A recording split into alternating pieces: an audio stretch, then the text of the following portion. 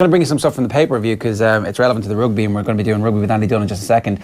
Vincent Hogan and Marie Crowe were in with Dave McIntyre on Sunday's paper review, talking about the review of the year. And Brendan Fanning had this really interesting piece in the Sunday Independent where he talked about his experience in St Anne's Park between Clontarf and Raheny, of watching a couple of underage matches in particular and the difference between the rugby sidelines and the soccer sidelines. Here's Vincent Hogan brilliantly explaining it. Have a look. In the Sunday Independent today, all the writers, including Marie, are picking their moment of the year. And Brendan Fanning, he does a brilliant left field thing. He goes to St Anne's Public Park. And I know Brendan coaches rugby himself. He's big into the whole idea of coaching kids. And he comes upon an under-11 match. And he hears coaches shouting, "Make only big hits," and this kind of stuff. Take no prisoners. Take no prisoners. To under-11s. Like they're actual lines of Brendan Heard. Under-11s. Spread to and under-11s. you think about that, and he goes down to another part of St Anne's, and there's a soccer match going on. He reckons about under-11s as well, and the coaches are saying nothing. Andy Dunn, you're a coach. Only the big hits. Is that what you'd be telling the kids if you were ever coaching kids? Well, no, I'd fully agree with Vincent's sentiments. I mean, the nicest part of what he said there on Brendan's article was the crossover from such loudness and verbose parents on the sideline to go and watch the soccer and the quietness. I think there's a huge element of overcoaching in modern sport as it is. I think the beauty in sport is allowing people to make decisions on the field and to be creative, and it starts at a young age. What I do see maybe is a really well-oiled machine at mini rugby level within clubs, maybe 500 kids on a Sunday morning. There's about 2,000 cons and about 1,000 parents. The 500 kids is the best part of that. Maybe there's a little bit of overcoaching, overtraining. People aren't allowed, or young kids even aren't allowed to make decisions for themselves and make mistakes and learn as they go. And that's one of the parts of what Brendan was getting at that I thought really hit home. We were talking a little bit about this recently. There was just an interesting Twitter interaction about Nemo Rangers, the Cork club, kind of making a bit of a comeback, and how they hadn't been great at underage level, and yet suddenly they'd had a bunch of players come through, and somebody corrected them and said, actually, they're not trying to win every match at underage. They're trying to convince players to be skillful and have time on the ball.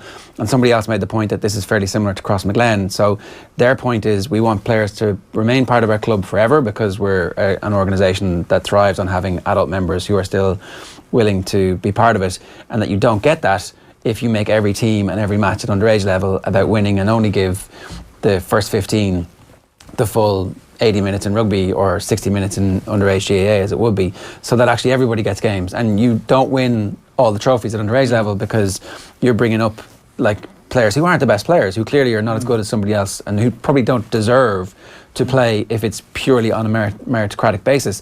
But actually, they stay with the club, they stay with the sport, they love the sport, and some of them are late bloomers, and you know what, who cares? Yeah. Well, I mean, if you look at the Ajax Academy in the 70s, Barcelona, the Belgian soccer system in the last couple of years that has produced such great footballers, it wasn't based on results. Their entire academy structures and setups were based on the skill development and how you progressed on from one skill to the next. I heard an interesting comment in the Burnley-Liverpool game yesterday that Liverpool were hampered by the fact Joe Gomez couldn't use his left foot for the entire game. And you wonder, how can a guy get to that level playing football and only be able to use one foot? It's quite amazing to me. There's a certain element of prestige, though, about underage competitions, particularly in Gaelic games, isn't there? And I know they've made steps at under 12 level to actually get rid of competitive GAA at that level. So it's just like go games or whatever they're called, just for the enjoyment of it. When you mentioned the academies there, one thing that strikes out to me there is that those academies and winning competitions against other academies isn't that prestigious, and that getting out to the first team is the real prestige. Well, I think there's a balance between, everybody's a winner and everybody gets a medal. I don't think that's the route to go either. I think a kid needs to learn how to lose and how to win, but it's not at the expense of skill development. And I think one of the kind of shining lights of example in this is actually the underage senior cup rugby in Leinster, where it's a knockout competition with a lot at stake, and kids and parents and coaches are in a 6-year cycle. But across the board, the games are televised and the coaches choose to be very progressive, very positive and attack-minded, and players keep the ball in hand a lot in those games, despite the cup tournament being run from January through to March. I'm always conflicted about this, right? Yeah. And, like, there's definitely part of me that thinks it's far too much and the pressure is far too much, and then you look at the job that it does for the Leinster Academy, where, you know, Max Deegan, this is his first full year as a professional and he's clearly battle hardened and ready for it, and that's a combination of coming through the school system and then actually just having that pathway. So it's really important as a pathway for it, but it does seem like there's far too much pressure. There is, and I see it as a club coach in that what seems to be coming out of school systems at the moment is either A, the finished article, or B, I never want to see a rugby ball again. Yeah. So at a club level, and we're coaching amateur guys at age 18 and 19, and there's guys coming to us six months out of school saying I need a break from the game. Yeah.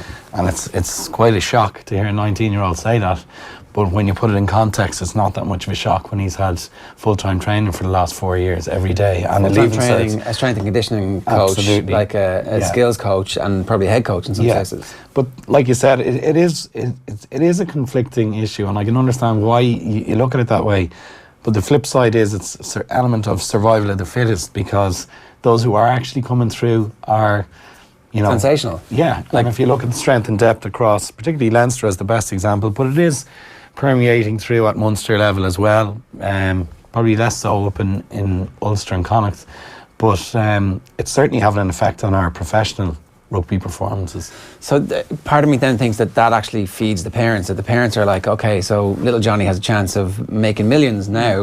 You know, the next bunch of rugby professionals probably will end up making millions if they reach the absolute top tier. And that's the thing that's like, oh, you know, the Tiger parenting that made the Williams kids and a lot of those tennis kids and Tiger Woods and a lot of those golf kids basically.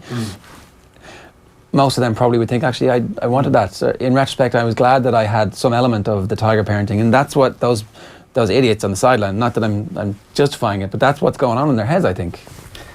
Yeah, but that's... Little Johnny just needs that little push and he'll fulfill his potential. Yeah, well, it's again, it goes back to what Brendan saw in St. Anne's Park. He saw a mix, he saw good parenting, he saw bad parenting. It's probably going to be the case on every single sideline in every individual game. Yeah. I think you got to take the good with the bad. There are plenty of parents who've got lots of, nous and smartness about how to raise the child in the most practical way too in terms of sport. But I would say, from a rugby point of view, it's becoming such a physical game, so challenging, that if only the parents want the child to get through, it ain't going to happen, because it requires a hell of a lot of drive to be successful in rugby, just purely from a physical point of view and from a will to even be present on the field at the moment.